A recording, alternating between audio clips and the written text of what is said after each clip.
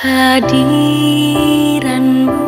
sempurnakanku, mulialah Engkau pelukis hidupku. Dalam kejadianku Kau berkarya.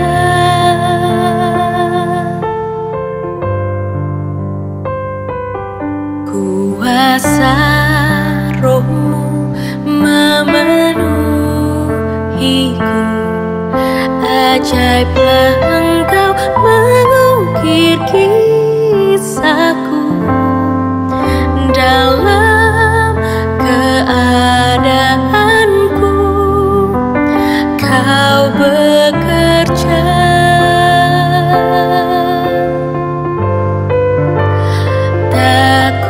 Takut hari esokku, karena Kau ada dalam perjalananku. Takut ragu, tetap bersamamu, karena ku layanimu. Allah yang setia. Takut hari esokku, karena Kau ada dalam perjalananku. Takut ragu, tetap bersamamu, karena ku layanimu. Allah yang setia.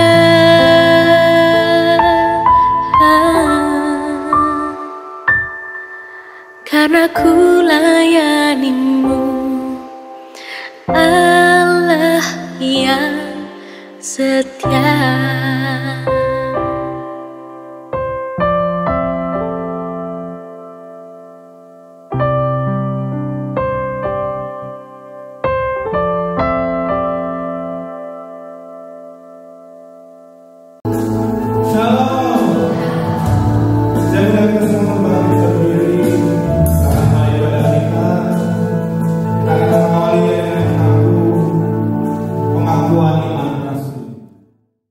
Bersama gereja-gereja dari segala abad dan segala tempat, Gereja Suara Kebenaran Injil mengakui pengakuan iman rasuli dan mengajarkannya. Aku percaya kepada Allah, Bapa yang Maha Kuasa, Khalik langit dan bumi, dan kepada Yesus Kristus, Anaknya yang tunggal, Tuhan kita, yang dikandung daripada Roh Kudus, lahir dari anak darah Maria, yang menderita sengsara di bawah pemerintahan Pontius Pilatus, disalibkan, mati dan dikuburkan, turun ke dalam kerajaan maut. Pada hari yang ketiga, bangkit pula dari antara orang mati, naik ke surga, duduk di sebelah kanan Allah, Bapa yang Maha Kuasa, dan akan datang dari sana untuk menghakimi orang yang hidup dan yang mati. Aku percaya kepada Roh Kudus, gereja yang kudus dan am, persekutuan orang kudus, pengampunan dosa, kebangkitan orang mati, dan hidup yang kekal. Amin.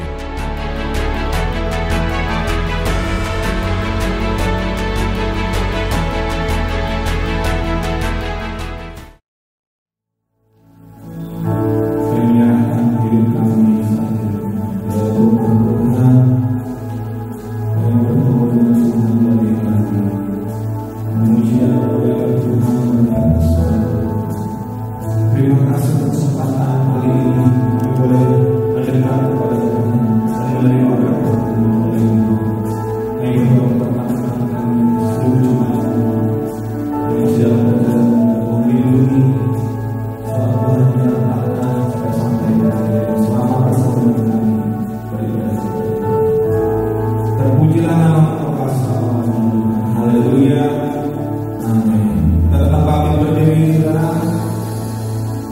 berkumpul bersama hari ini untuk bersorak kalian.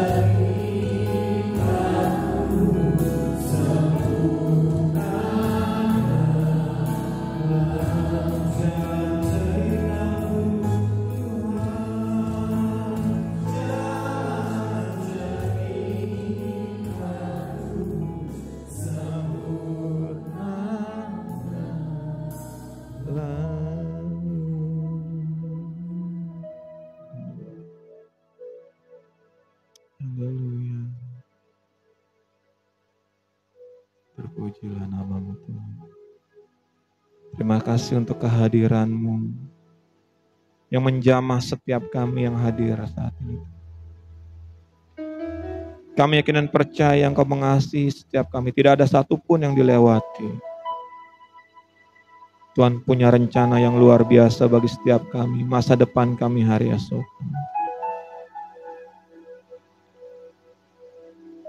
Tiba saatnya kami untuk mendengarkan firman-Mu Tuhan. Suara Tuhan berbicara kepada kami masing-masing Tuhan.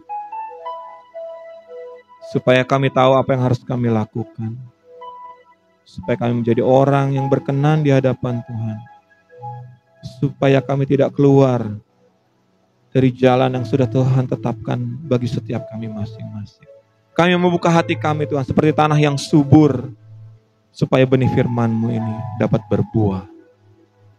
Untuk hormat dan kemuliaan nama Tuhan. Terpujilah nama-Mu kekal sampai selama-lamanya Elohim Yahweh. Kami berdoa. Dan kami siap untuk mendengar suara Tuhan. Haleluya. Amin. Silakan duduk. Puji Tuhan. Shalom. Ya. Apa kabar? Bisa dilewati, puji Tuhan. Yang benar. Bisa dilewati atau nangis-nangis, saudara? Bisa dilewati sambil nangis, ya. Itu jawaban yang mantap. Kita buka Alkitab kita di Yohanes 3 ayat 16. Gak usah dibuka, harusnya udah hafal nih ya kan. Tapi kita mau baca lagi ya kan. Yohanes 3 ayat 16 tolong ditampilkan.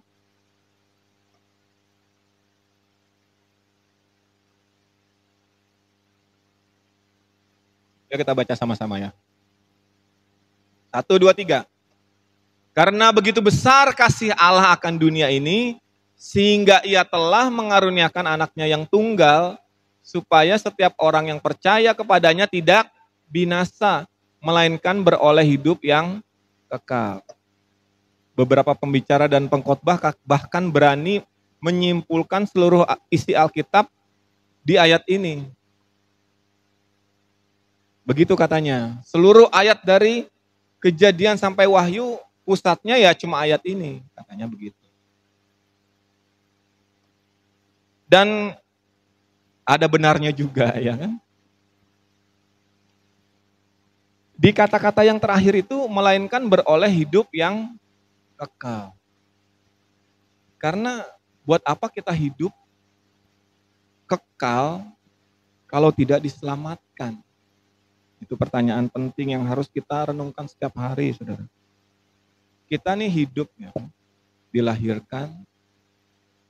Kalau di ujungnya nanti kita tidak diselamatkan, buat apa gitu ya kan? Apalagi kita yang bergereja sekarang di sini, saudara dan saya. Kalau orang luar mungkin ya bodo amat gitu kan, karena mereka udah hura-hura, foya-foya gitu ya kan.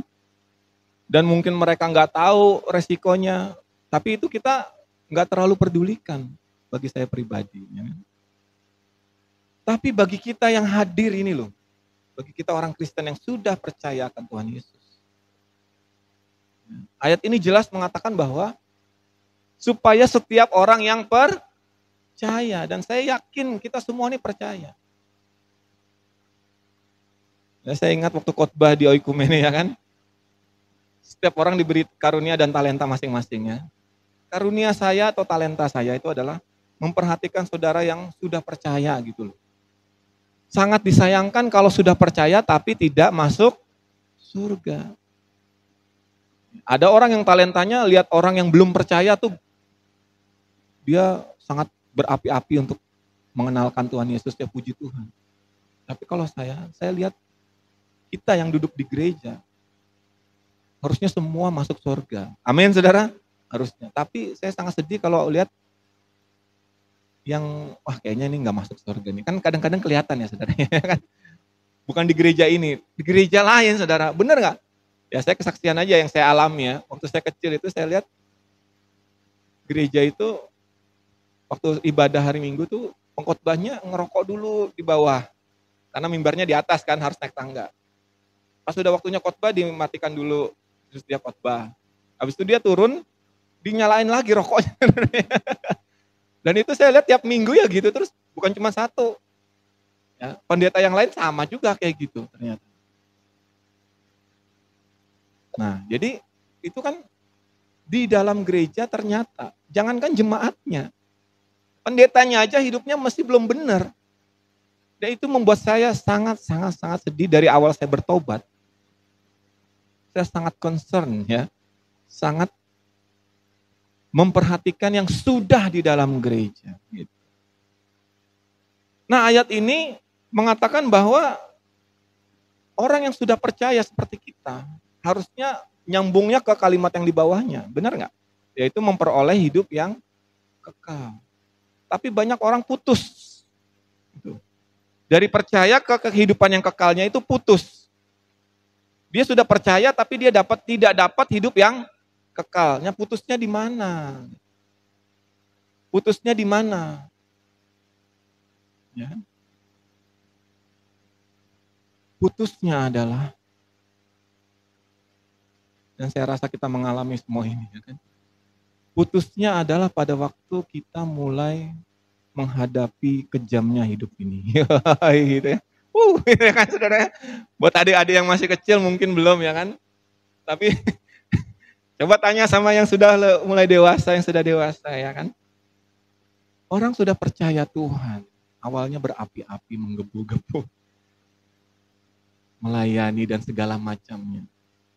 Tapi dia bisa tidak mengalami hidup yang kekal. Karena apa? Karena di dalam perjalanannya itu, dia mulai menghadapi yang namanya tekanan, ya kan?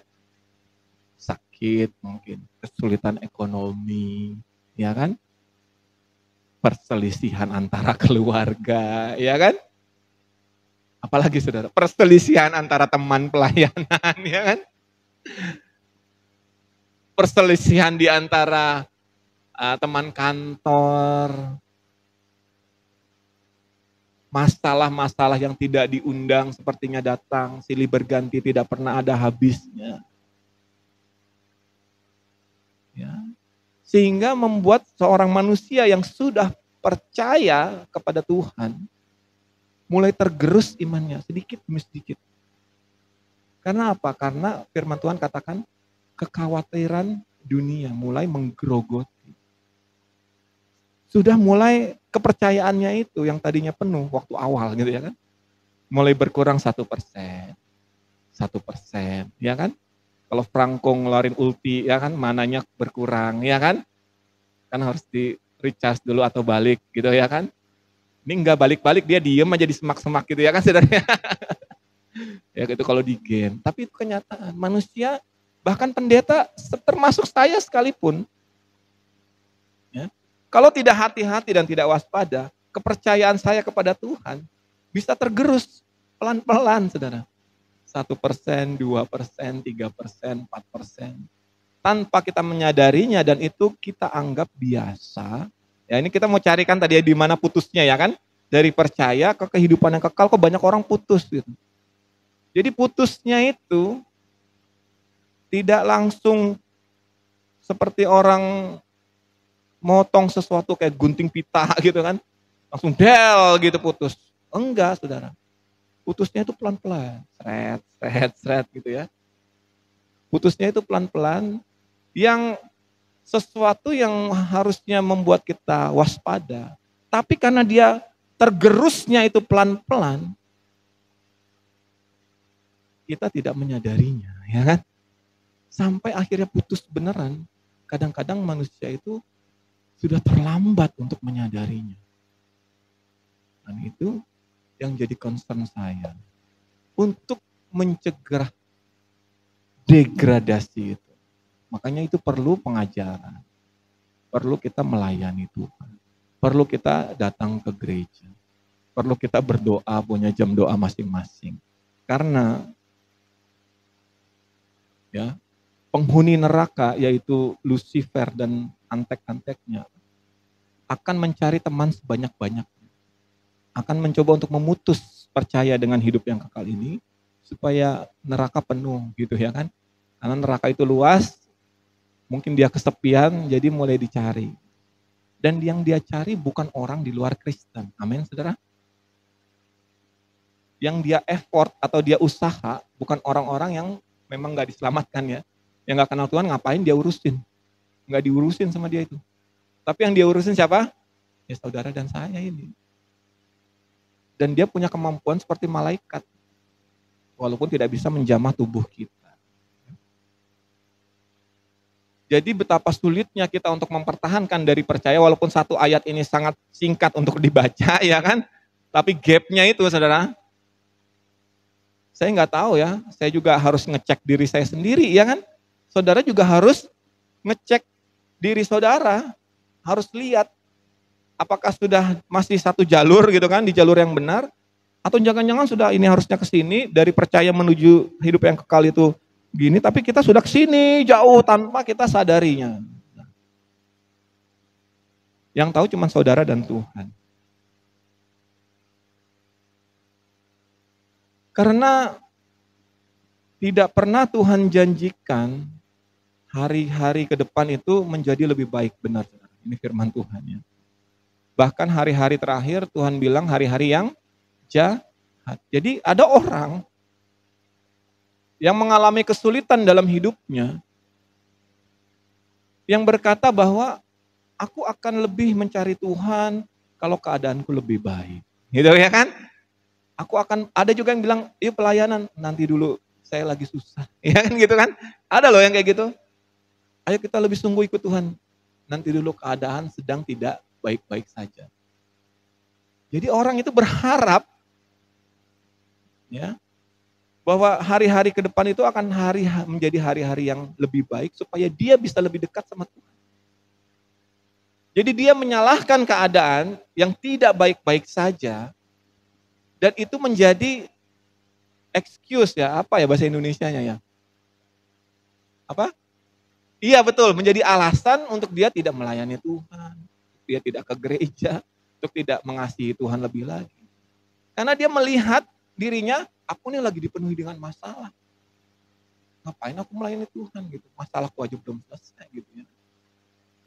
Itulah ciri-ciri pemutus antara percaya dan hidup yang kekal itu ciri. Kenapa? Karena justru, nah ini kita mulai masuk nih. Justru saudara, keadaan yang sulit, ya kan? Mungkin sakit penyakit, ekonomi yang tidak baik, perselisihan dengan keluarga, atau apapun yang namanya yang kita rasakan itu sangat mengganggu, sangat membuat kita menderita, sangat menyesakkan hati kita. Justru di saat-saat seperti itulah ya, Tuhan akan menyatakan kuasanya dan kasih-Nya. Yang justru firman Tuhan katakan, orang-orang saleh mempercepat kedatangan Tuhan, baik dalam dirinya pribadi maupun secara global. Saudara nangkap gak maksud? Semakin kita hidup saleh, suci dan kudus, maka semakin cepat kita ketemu dengan hidup yang kekal. Tapi justru sekarang dunia dan iblis membuat manusia terbalik pikirannya. Kalau kamu menderita, ngapain kamu deketin Tuhan? Gitu, saudara. Tuh lihat, katanya Tuhan baik. Benar gak? Katanya Tuhan mengasihi engkau. Lah, lihat kamu dibiarin miskin. Kamu sakit gak sembuh-sembuh. Kamu lagi ribut kan sama bapakmu, gitu kan? Mana sampai sekarang belum berdamai? Mana buktinya bahwa Tuhan mengasihi engkau? Itu yang dipakai. Dan itu kenyataan yang kita hadapi sekarang ini. Kalau kita datangin orang, kemudian kita berkata, Tuhan mengasihimu. Zaman sekarang, kalau kita ngomong itu dengan orang umum yang tidak mengalami kasih Tuhan dan orang yang tidak mengenal Yesus, mengenal Elohim Yahweh, kita bisa ditampar, saudara. Ya, Tuhan mengasihi engkau, Tuhan itu baik. Kita bisa ditendang, saudara. Keluar kamu dari sini, itu ya kan? Kenapa? Kenapa, saudara?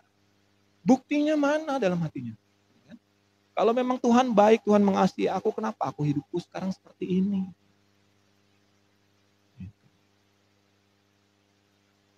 Nah, tapi bersyukur bagi kita yang ada di dalam gereja ini. Bagi saya, bagi saudara.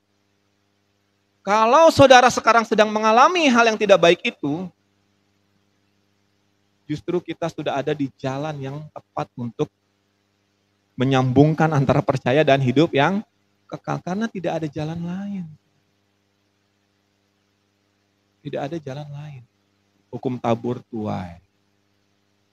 Ya kan? Itu namanya hukum gravitasi. Ya, sesuatu kalau dilepas pasti jatuh ke bawah. Itu namanya hukum. Artinya saudara setuju nggak setuju ya pasti terjadi, itu namanya hukum ya saudara ya. Jadi hukumnya di dalam Tuhan, menderita dalam dunia masuk surga. Itu hukum. Kalau saudara mau foya-foya di dalam dunia, menderita setelah mati. Itu hukum. Saudara setuju atau enggak setuju, percaya atau enggak percaya, itu pasti terjadi. Seperti tadi kalau saya lepas gelas ini, dia pasti ke bawah. Mau saudara, enggak Pak, itu kalau dilepas pasti ke atas. Mau saudara ngotot, tetap aja waktu saya lepas ini pasti ke bawah. Nah, maka itu berguna bagi kita untuk memuji dan memuliakan nama Tuhan. Karena kalau dengan kekuatan kita sendiri, setiap godaan yang datang, masalah dan tantangan yang datang, saya jamin 100%, saudara pasti KO, saudara ya, knock out. Pasti saudara dihantam sekali, goprak, itu udah hancur langsung. Karena manusia pada dasarnya tidak tahan godaan, tidak tahan tantangan. Manusia itu pada dasarnya adalah lemah, memang lemah kita ini saudara. Memang lemah, tidak ada satupun. Jangan ada saudara yang berani berkata, aku nih kuat orangnya. Coba aja, masalah apa? Sini datang gitu ya saudara ya. Tidak akan mungkin saudara. Kalau seseorang itu sanggup menghadapi masalah karena ada Tuhan di dalam orang itu, udah itu aja kunci. Jadi renungan kita di Sunday Worship Service ini adalah apapun yang saudara sedang alami saat ini. Kalau dengan kekuatan saudara, pasti hancur. Pasti sesuatu dalam saudara itu mati. Mungkin orang lihat saudara masih bergereja, masih menyanyi, masih melayani. Tapi dalam diri saudara itu udah mati. Kalau saudara tidak bersama Tuhan ya, itu pasti udah hancur lebur di dalam. Karena tidak, sekali lagi saya katakan, tidak ada satu manusia pun sanggup menghadapi tantangan dunia ini. Nah kita mau belajar sekarang dari satu tokoh yang dia menulis ya, namanya Paulus. Paling banyak menulis di Perjanjian Baru. Dari tulisannya yang adalah gambaran dari hidupnya, dari perkataannya, dia banyak sekali menulis ya, ayat-ayat yang dia tulis itu adalah seperti ini. Bersukacitalah senantiasa, ya kan? Itu dia tulis. Sekali lagi kukatakan kepadamu, itu ya ditekankan lagi sama dia. Bersukacitalah katanya. Hendaklah kebaikan hatimu diketahui semua orang. Wah, tulisannya kayak gitu, indah banget ya saudara ya. Kemudian dia juga setiap mengawali suratnya, entah kepada Filipi, Kolose, Galatia, dia selalu nulis gini. Aku mengucap syukur kepada Tuhan apabila aku mengingat engkau, gitu ya saudara ya. Dia bersyukur, dia berterima kasih, bersukacita gitu. Setiap kali dia mengawali tulisan. Aku mengasihi engkau, dia begitu. Kata-katanya positif terus. Ya. Pokoknya dia nih, kalau kita lihat dari tulisannya, ya, kayaknya orang ini nggak pernah punya masalah loh. Kayaknya, karena tulisannya itu begitu bagus. Coba saudara baca tulisan-tulisan Paulus itu, begitu hidup. Sepertinya orang ini tidak kekurangan apapun. Itu ya saudara ya. Kayaknya ini orang yang nulis, pasti dia hidupnya berkecukupan, bahkan berkelimpahan. Karena dia tulisannya luar biasa. Dalam segala hal katanya. Jangan khawatir. Dia bilang gitu ya kan tulisannya. Janganlah engkau khawatir akan segala sesuatu. Tapi nyatakanlah keinginanmu dalam doa dan ucapan syukur. Wah gila ya suara. Apa? ininya ya, suaranya, tulisannya tuh ya saudara ya. Tapi apakah dia demikian? Apakah dia orang yang tidak punya masalah saudara? Apakah dia itu berkelimpahan secara materi? Apakah semuanya itu berkecukupan yang dia alami? Ya kita mau baca di dalam 1 Korintus pasal yang kedua, ayat yang ke-7.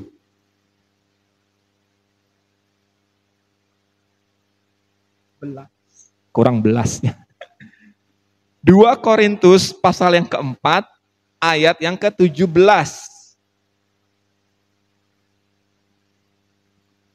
2, bukan ini 1 ya.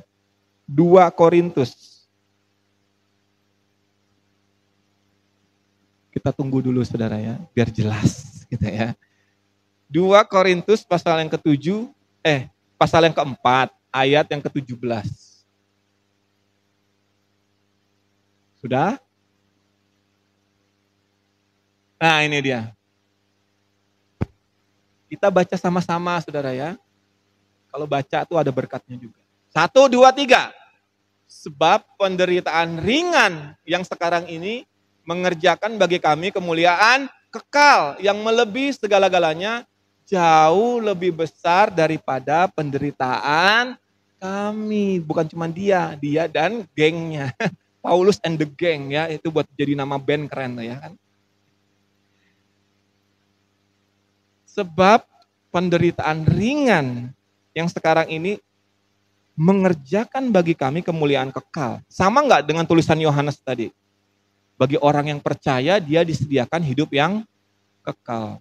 Di tulisan ini Paulus menyatakan bahwa untuk mengalami hidup yang kekal itu dia rela mengalami penderitaan ringan.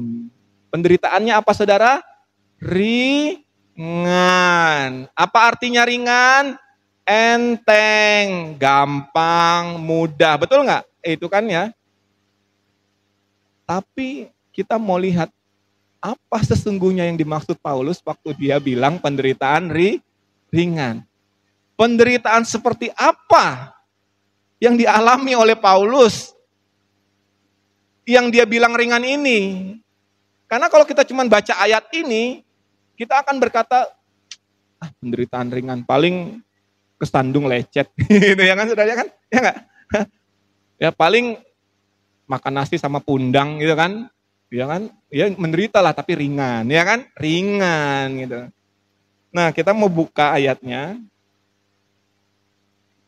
Penderitaan ringan apa yang dialami oleh Paulus itu, saudara?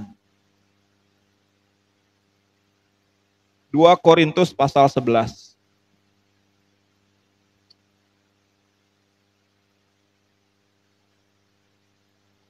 Dua Korintus pasal 11 ayat 23. Saya akan bacakan aja deh.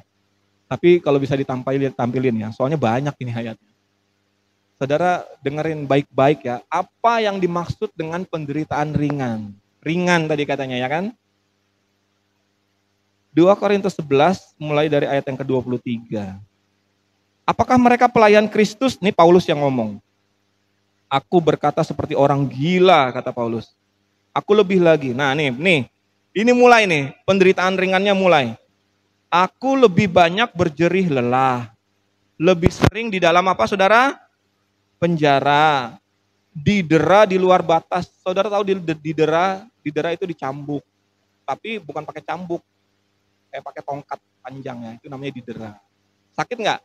Sakit lah dulu aja waktu kecil, waktu zaman saya SD dipukul pakai penggaris ya, sakitnya luar biasa. Ini pakai tongkat loh saudara, didera.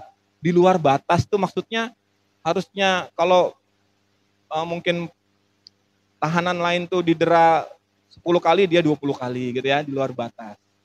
Kemudian apalagi? Kerap kali dalam bahaya maut. Maksudnya banyak orang ngejar-ngejar dia mau bunuh dia gitu ya kan. Ringan saudara? Ringan. Kemudian yang berikutnya ayat 24 belum cukup, itu belum sampai, belum apa-apa, itu baru awal aja saudara. 5 kali aku disesah orang Yahudi. Disesah itu dicambuk 40 kali. Berarti kalau 5 kali 40 berapa itu saudara? 200 kali ya. Satu kali sesahan itu 40 kali cambukan. Saudara pernah dicambuk nggak sekali? Cobain aja rasanya ya kalau mau tahu ya. Ini kan setiap kali 40 kurang 1 pukulan. Oke. Kemudian lanjut. 3 kali aku didera, sama ya didera tadi. Kemudian 1 kali aku dilempari batu. Ini dilempari batunya bukan ambil kerikil, terus anak-anak kecil kan suka iseng gitu kan, lempar batu gitu ya kan saudara, bukan. Kalau di zaman itu dilempari batu itu seperti wanita yang kedapatan berzina, hukumnya harus dilempari batu sampai mati. Dan terakhir itu harus ada batu besar dilempar ke kepalanya untuk memastikan dia udah mati. Itulah dilempar batu yang dimaksud oleh Paulus. Dan itu dialami oleh Paulus sekali. Itu ada ayatnya ya, di ayat lain berkata bahwa begitu dilempar batu terakhir, orang ngira dia udah mati. Itu ada ayatnya saudara. Tapi dia bangun saudara. Setelah orang mengira Paulus ini sudah mati, orang pada bubar, Paulus bangun dari tumpukan batu itu. Bangun dia saudara, si Paulus ini. Makanya dia bisa nulis ini. Ringan saudara? Ringan. Terus, 3 kali mengalami kapal karam. Pernah saudara ngalamin kapal karam? Saya pernah, tapi bukan kapal, speedboat, ya kan? Waktu itu saya pelayanan di Balikpapan, mau ke Penajam, harus pakai speedboat. Waktu saya PKL tuh loh, kuliah kerja nyata gitu. Terbalik speedboatnya saudara, itu rasanya memang udah mau mati saudara ya kan? Padahal jaraknya dari speedboat ke balik sama pantainya tuh deket aja saudara. Tapi rasanya itu loh saudara, serem banget gitu loh. Serem banget gitu loh. Itu cuman speedboat kecil aja karam. Ini dia kapal besar karam tuh kemungkinan selamatnya kan lebih kecil gitu. Tapi dia ngalami berapa kali saudara? 3 kali. Sehari semalam aku terkatung-katung di tengah laut tuh kan, bener kan? Sehari semalam terkatung-katung di tengah laut tuh kayaknya udah hilang ya harapan hidup. Lanjut. Apakah cukup sampai di situ yang namanya penderitaan ringan? Tidak. Masih lanjut. Ayat selanjutnya. Dalam perjalananku aku sering, bukan cuma sekali, diancam bahaya banjir dan bahaya penyamun. Penyamun itu perampok. Di sini nggak ada sih ya. Kalau di Jawa, itu kalau yang ada di pernah hidup di Jawa, tahu. Kalau dari Jakarta belum ada jalan tol. Dari Jakarta kalau mau ke Surabaya, atau mau ke Jawa Tengah ya, ke Solo dan segala macamnya itu lewat yang namanya Jalan Alas Roban, cari di Google. Alas Roban itu saudara, itu sangat gelap, pohon-pohon tinggi kiri kanan jalan, pohonnya sampai ke jalan, pohonnya itu sampai ke jalan tingginya.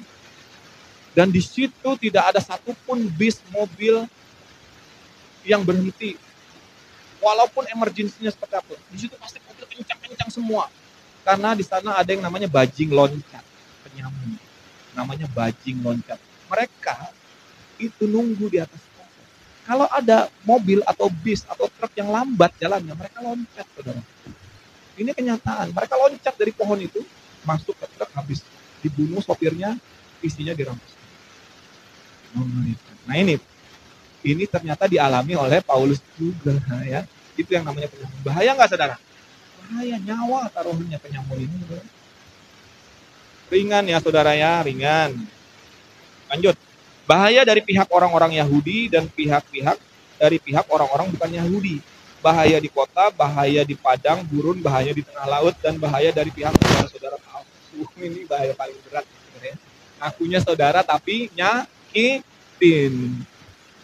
Apakah sampai situ? Belum. Ternyata masih lanjut di ayat selanjutnya. Aku banyak berjerih lelah dan bekerja berat. Kerap kali aku tidak tidur. Ada orang yang termasuk saya, kalau kurang tidur udah bawaannya mau marah-marah. Ya kan? Kenapa kamu marah-marah? Belum tidur aku nih, gitu ya. Ada yang senyum-senyum di belakang. Oke. Tapi dia sering nggak tidur, Paulus. Bukan karena dia tuh nggak bisa tidur atau apa, tapi karena dia lagi dikejar-kejar, dia lagi pelarian, dia diusir gitu loh saudara. Dia nggak bisa, memang nggak ada tempat untuk dia bisa tidur. Dia dipaksa untuk tidur. Aku kerap lapar dan dahaga. Lapar dan haus itu biasa buat dia. Kerap kali aku berpuasa, dia pasti terpaksa. Ya, rasanya ya. Kedinginan dan tanpa pakaian. Sampai nggak punya baju. Nah, dan dia akhiri penderitaan dengan kalimat ini dengan tidak menyebut banyak hal lain. Artinya apa, saudara? Artinya yang tadi dia sebut dari ayat yang kita baca itu belum seberapa, masih banyak yang tidak dicatat.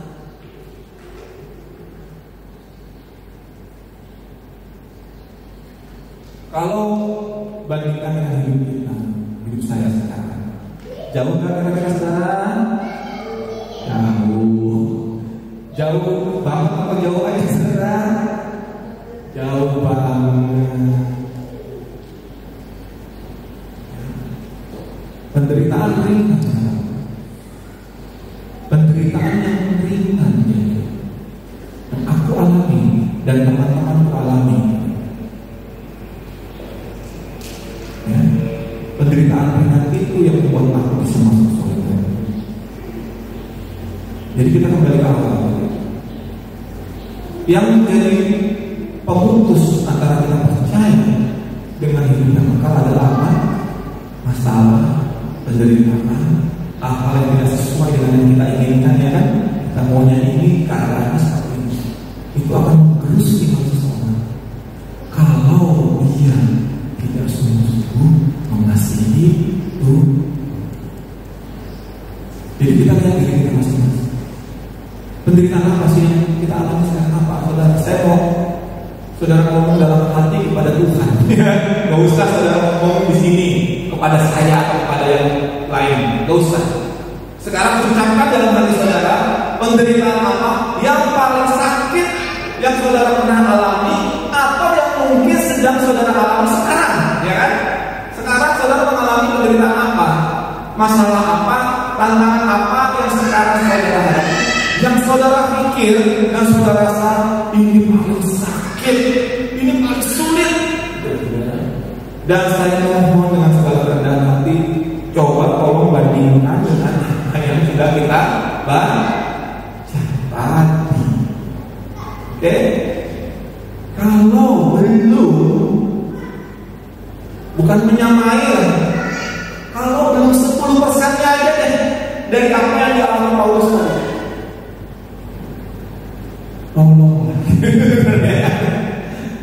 Tolonglah jangan mengeluh, amin saudara. Tolonglah, please. Kalau penderitaan saudara dengan makan nasi sama undang, bagi Paulus masih untung makan nasi sama undang. Ya ampun, dia sering gak ada makan nasi.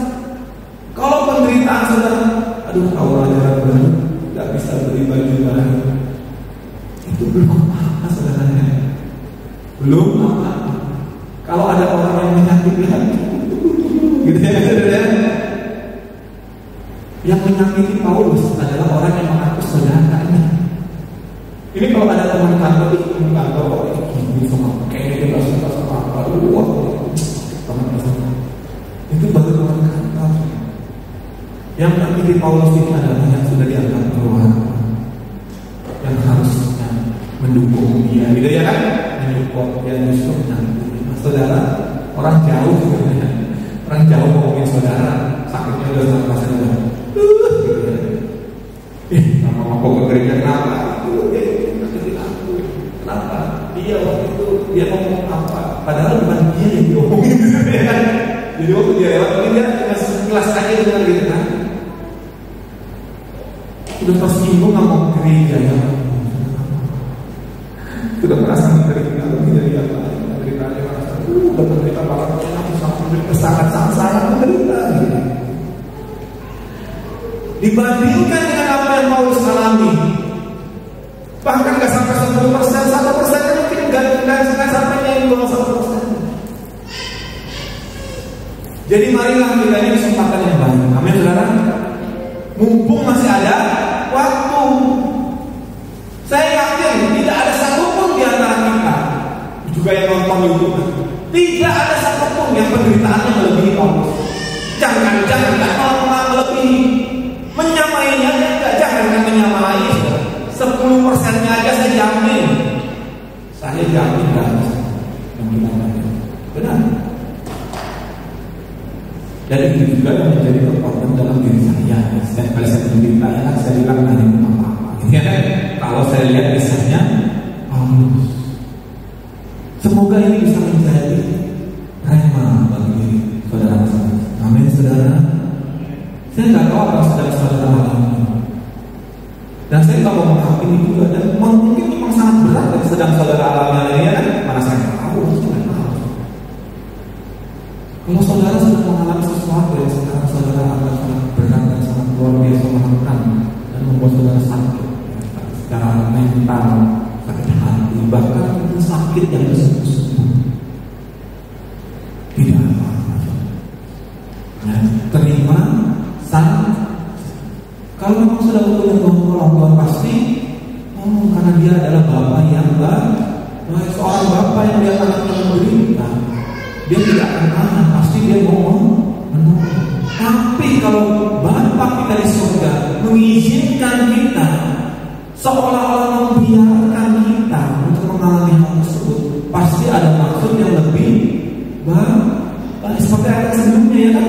Karena penderitaan ringan yang kami alami, kata Paulus, mengerjakan kebaikan untuk hidup yang kekal. Kalau saudara bertahan sekarang dalam penderitaan apapun yang sedang saudara alami, maka di endingnya nanti saudara akan mengerti, oh inilah sebabnya kenapa Tuhan izinkan aku mengalami ini.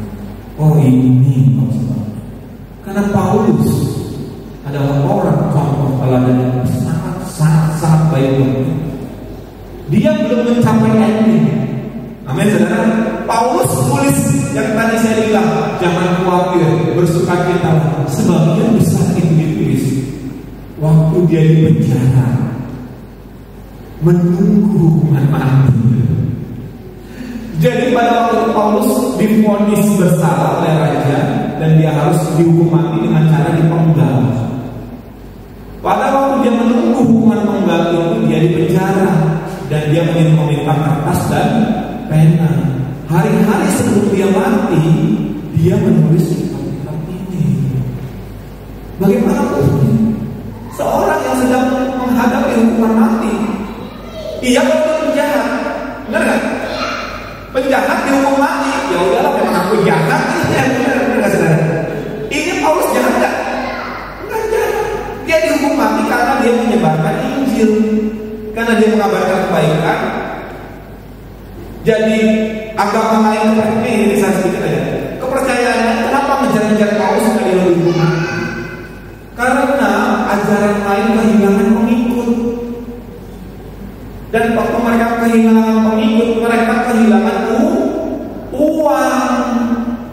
Sehingga mereka lapor kepada polisi saat itu bahwa Paulus ini ajaran sesat, tolong ditangkap dan dihukum mati.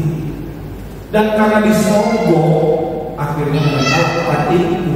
Jadi Paulus tidak ada berbuat kejahatan sedikit. Dia dipenjara tanpa ada kejahatan. Kalau kita boro-boro terima dihukum mati, jujur aja, kita nggak salah. Kemudian kita ditangkap polisi, apa yang kita lakukan? Lapor MK, justice, ya kan?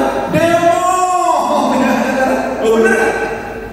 Kumpulin seluruh keluarga, semua dari sepupu 1, 2, 3 sampai sepupu yang ke-7, ya kan? Kita demo ke polisi, ke kejaksaan. Saya tidak bersalah, tapi saya ditangkap. Demo, kan itu kita, ya kan? Tapi Paulus, waktu dia nunggu mau dihukum mati, hari-harinya sudah dekat. Dia tidak pengikutnya banyak nggak Paulus pada saat itu? Banyak, sudah sangat banyak pada saat itu orang yang diikuti dan orang-orang kaya, orang-orang mampu. Tapi Paulus katakan kepada mereka, jangan membela aku, biarin aja. Lah kita sebenarnya Kenapa? Orang yang sudah mau mati, dia tahu dia bakal mati. Siapa sih yang mau mati? Siapa?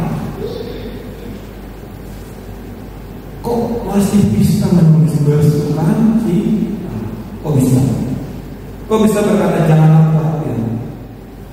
Nyatakanlah segala keinginanmu kepada Tuhan dengan doa dalam ucapan syukur. Kok bisa?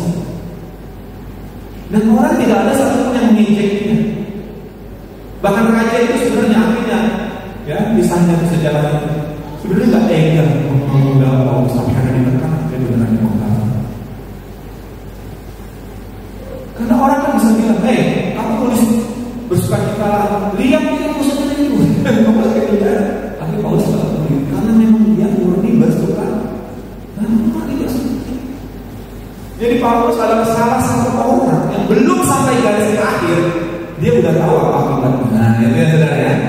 Dia sudah tahu hadiah yang menanti dia. Dia sudah tahu bahwa penderitaannya ini, bahwa jalan hidupnya ini, ya kan, endingnya pasti bahagia. Gitu. Walaupun keadaannya sekarang sedang menderita dan sedang menunggu hukuman mati. Banyak orang yang tahunya karena itu di film-film ini ya. Jagoannya kalah-kalah tuh akhirnya menang jagoannya baru. Oh iya ini nama-nama sebelumnya kalah-kalah tapi kan ternyata ya. Banyak orang yang menderita bergumul begitu Tuhan nyatakan kehendaknya ini loh maksudnya baru dia tahu. Gitu ya kan? Tapi Paulus nih, dan saya rindu kita pun belajar dari Paulus. Ini tentunya kita rindu supaya kita tahu hadiah apa yang menanti kita. Ya kan saudara? Semasa kita menderita di dunia ini sekarang, sehingga kita kalau kita berkata kepada orang yang bersuka cita, itu sama dengan Paulus tulus, ya. Memang kita bersuka, walaupun kita sedang dalam walaupun sedang banyak masalah, tapi kita bisa berkata seperti Paulus, aku tidak khawatir, karena aku menyerahkan keinginanku kepada Tuhan dalam doa dan permohonan dengan ucapan syukur. Aku bersuka cita mengingat pelayanan. Kalau lagi di jalan orang semua bersuka cita, karena aku senang melayani Tuhan. Itu murni. Walaupun kita sedang dan walaupun beras kita satu cangkir, ya kan? Walaupun kita sedang sakit, nggak sembuh-sembuh. Walaupun kita sedang berselisih dengan keluarga kita, nggak baik-baik. Tapi karena bukan salah kita, karena kita tetap menjaga hubungan dengan Tuhan, kita rela apa-apa aja kita hidup. Kan gitu ya? Kita tetap bersuka cita. Yang murni bukan dibuat-buat dan tidak munafik. Kita rindu. Mungkin kita belum sampai ke titik seperti Paulus. Ya nggak apa-apa sudah. It's okay. Ya, saya pun nggak berani bilang bahwa saya sudah seperti Paulus. Nggak berani saudara. Masih jauh saya. Jauh. Tapi yang penting saya sudah ada tujuan di situ. Jadi kalau saudara bilang, Pak, saya masih jauh dari apa yang kita baca bilang, kita sama. Yang penting ada keinginan untuk lewat jalan itu. Amin, saudara. Kalau kita bilang masih jauh, ya memang benar masih jauh. Tapi gimana kita bisa mendekat kalau langkah awal kita tidak pernah lakukan? Amin, saudara ya. Kalau kita tidak pernah melangkah satu langkah, gimana kalau kita mau mendekat seperti Paulus? Maka itu Alkitab ini ditulis, maka itu ibadah ini diadakan. Dan saudara, inilah fasilitas, inilah caranya untuk kita kembali kepada jalan Tuhan, untuk kita menguatkan lagi hati-hati yang mulai hancur. Saya nggak tahu berapa di sana supaya kami bisa hancur, tapi itu kesempatan bagi Tuhan untuk menunjukkan bahwa memang manusia tidak sanggup menghadapi hidup ini dengan kekuatannya sendiri. Jangan mimpi. Banyak godaan. Kalau saudara mengandalkan diri sendiri, saya jamin saudara pasti jatuh. Pasti. Justru di keadaan kita tidak berdaya dengan sedang banyak masalah, berserah kepada Tuhan. Dan saudara bisa lihat berhasil. Saudara berserah kepada Tuhan, rela menderita seperti Paulus. Lihat aja. Dan sebagai ayat terakhir, nggak usah dibaca, nggak usah dibuka, saya mau ngomongin. memberikan penderitaan di luar kemampuan manusia. Tidak akan ada bapak yang menyuruh anaknya yang masih usia 2 tahun untuk ganti air galon. Betul saudara? Ya kan? Ya, anak saya itu potongannya udah kayak polisi, jadi makanya dia udah bisa. Ya kan? Ganti galon saya udah suruh dia, ya kan, yang berat-berat saya udah berani. Tapi waktu dia umur 2 tahun, kalau mungkin saya bilang, saya galon habis, ganti, gitu ya. Berarti saya udah begini, saudara, kan saudara? Ya, ini saya berarti seorang bapak kalau sampai nyuruh anaknya umur 2 tahun kayak itu berarti udah pilihan, ya kan? Harus masuk rumah sakit semua. Bapak yang normal nggak mungkin, apalagi bapak di surga. Kalau bapak di surga melihat saudara belum bisa menerima penderitaan yang berat ini, nggak akan dikasih, nggak akan dikasih, tidak akan diizinkan saudara mengalami, tidak akan sekali. Kenapa seorang merasa dia tidak sanggup? Tuhan tidak sanggup, Tuhan tidak sanggup. Berarti banyak hal. Pertama, itu penderitaan karena ulahnya sendiri, ya kan? Itu ulah. Dan yang kedua adalah dia nggak tahu karena Tuhan dia nggak ada kemampuan, dia tidak punya kekuatan dari Tuhan. Nah ini ya, ayat itu hanya berlaku bagi orang-orang yang pertama bukan karena kesalahannya sendiri. Orang mencuri, ditangkap polisi masuk penjara, kemudian dia bilang ini semua dari Tuhan. Salah. Salah besar itu. Aku pasal kenapa aku memberikan pencobaan ini? Itu salah besar omongan dia, karena dia mencuri, ya mati sendiri akibat. Ayat ini tidak berlaku bagi orang ini. Amin, saudara. Ayat yang berkata bahwa penderitaan yang kau alami, pencobaan yang kau alami tidak melebihi kekuatanmu. Itu hanya berlaku bagi orang-orang yang mengasihi. Amin. Iya, bagi orang-orang yang mau hidup seperti Paulus. Hanya berlaku bagi orang-orang yang menyerahkan dirinya untuk dikuasai oleh Tuhan. Amin, saudara. Kalau saudara merasa tidak sanggup, kebecek, ya kan? Jangan-jangan penderitaan itu karena ulahmu sendiri. Aduh, Tuhan, aku stroke. Ya, kamu makanya babi terus gimana gak stroke gitu ya? Kamu gak pernah olahraga gitu ya? Jangan salahkan Tuhan, kan? Tuhan, aku udah kanker paru-paru, Tuhan. Kenapa Tuhan ini? Yang lain gak kena, kenapa aku yang kena? Lu masih rokok, Bu. Rokok itu pemicu kanker, sel kanker dalam paru-paru kita itu hidup karena asap rokok. Kemudian kamu nyalahin Tuhan. Itu goblok atau bodoh, saudara? Ya kan? Keduanya. Iya, betul. Itu gak berlaku sekali lagi saya katakan. Ayat itu tidak berlaku bagi orang yang bodoh di dunia. Kalau saudara cari sendiri penderitaan, ya ayat itu gak berlaku. Amin. Tapi saya yakin di sini semua mengasihi Tuhan. Amin. Di sini mengasihi Tuhan karena apa? Kalau nggak mengasihi Tuhan, saudara pasti nggak di gereja ini. Jadi masih ada Tuhan. Saya mengenal wajah-wajah untuk pengharapan. Karena saudara ada di sini, bukan di tempat lain. Dan terlebih dari saya aja bisa bersuka cita lihat wajah-wajah saudara. Apalagi itu Tuhan belum terlambat, berarti masih ada kesempatan. Jangan takut dengan masalah dunia, dan jangan berharap dunia ini jadi lebih baik. Amin, saudara. Nggak ada kedepannya. Dunia ini bakal menjadi lebih brutal dan lebih jahat. Kalau ibu kembali dengan perang dunia ini nggak yang mungkin. Kalau sudah perang apa? Masih mau jalan-jalan makan pizza atau rencana ke kampung yang baru. Kalau sudah perang sudah apa? Ini yang cowok-cowok pasti wajib militer. Ya mau nggak mau lah sudah ada di depan kita seperti ini. Tapi kalau kita sekarang kita harus bersyukur sudah rapi, udah mandi semua kan sekarang jalan, ya, udah mandi harum ya, pakai baju baru. Ini berkat Tuhan biasa sudah. Kesempatan yang tidak boleh kita sia-siakan untuk mendekat kepada penderitaan pasti ada. Jangan hindari, amin. Amin, saudara. Jalani. Bukan dengan kekuatan sendiri, minta pertolongan. Mari kita balik berdiri dan minta pemain musik.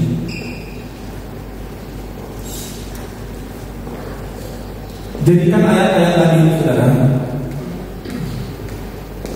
ayat favorit kita. Setiap kali saya menderita, saya akan lihat Paulus. Sebenarnya penderitaan yang ultimate itu adalah penderitaan Tuhan Yesus, ya kan? Itu juga saya lihat. Tapi penderitaan Paulus itu lebih terasa. Kenapa, saudara ya? Karena lebih banyak dan hari-hari, dan ada beberapa yang saya alami pribadi kan. Kalau penderitaan Tuhan Yesus memang sangat luar biasa, tapi kan kita belum pernah sakit. Ya kan, pernah secara fisik. Pernah kita ditusuk kepalanya oleh pohon beringin, kan belum pernah. Memang penderitaan Tuhan Yesus juga harus jadi teladan buat kita. Dan sekarang, tapi penderitaan Paulus ini saya suka bacanya pada masa penderitaan. Saya akan baca ayat-ayatnya. Akan saya baca bagaimana dia kapalnya karam. Saya ingat waktu kembali untuk hukum gitu ya. Saya ingat sebenarnya itu dari hiburan.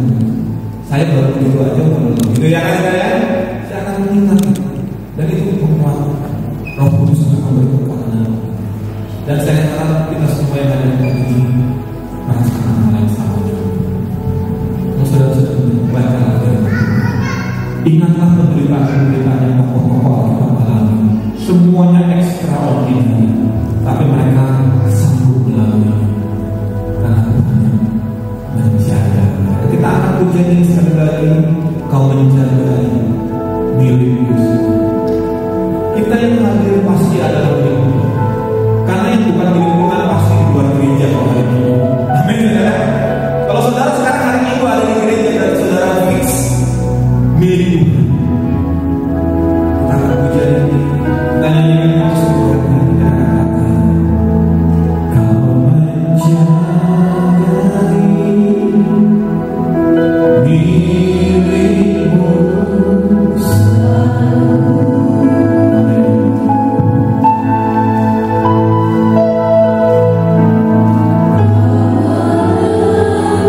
Kau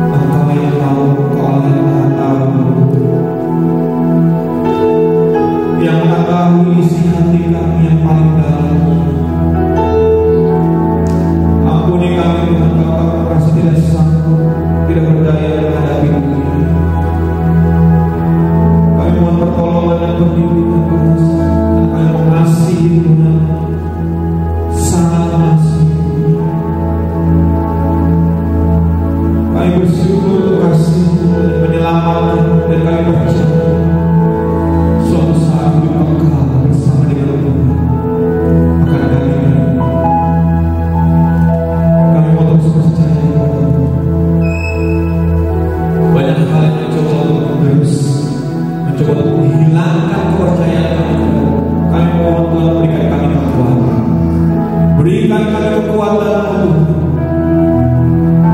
untuk kami selalu percaya kepada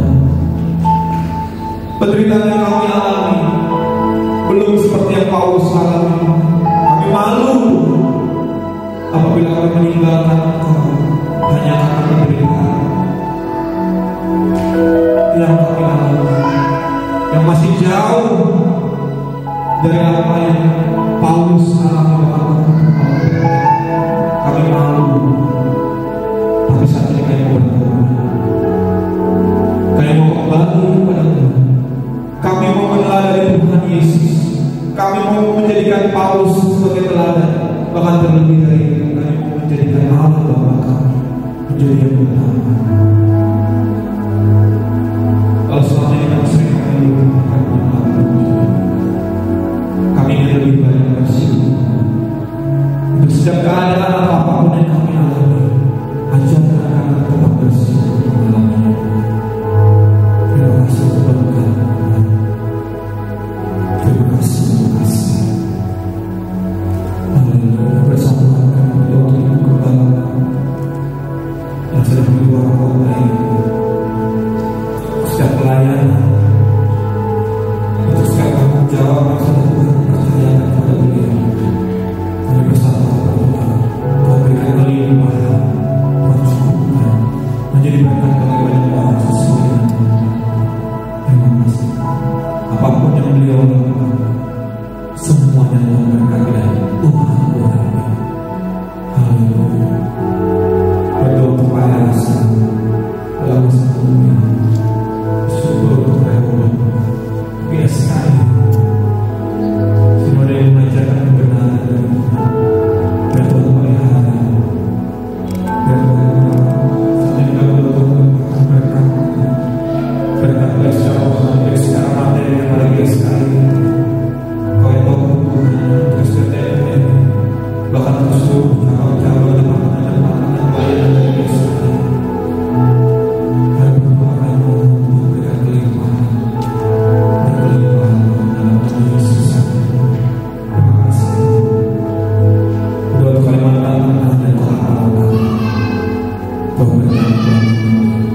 Berdoa untuk GSKI Bukit Raya di tempat ini, untuk setiap jemaat yang hadir maupun yang tidak sempat untuk hadir. Berdoa untuk setiap usaha, untuk setiap keluarga. Kami mengangkat diri kami semua jemaat GSKI Bukit Raya ini. Tuhan, kami menyerahkan diri kami semua ke dalam tangan Tuhan Allah Bapa yang memelihara dan melindungi kami dan memberikan kami kelimpahan sukacita damai sejahtera. Untuk GSKI Bukit Raya ini jemaat, bahkan seluruh pelayan Tuhan berkati. Terpujilah nama Tuhan. Terima kasih. Rencana Tuhan yang terjadi bagi masing-masing. Apapun yang sedang kami hadapi, kami menerimanya Tuhan. Kami rela seturut dengan rencana dan rencana. Terima kasih Tuhan. Terima kasih berkat-Mu. Kami alaskan seluruh dosa kami kepada Dia yang berkat-Nya. Dan juga saat ini kami akan memberikan masukan. Persembahan yang kami berikan dengan hati yang mengucap syukur dan bersuka cita karena kami mengasihi Tuhan. Kami memberi bukan supaya kami diberkati, tapi karena kami mengasihi. Pakailah persembahan ini menjadi alat pelebaran kerajaan Tuhan melalui Yesus. Dan berikan yang terbaik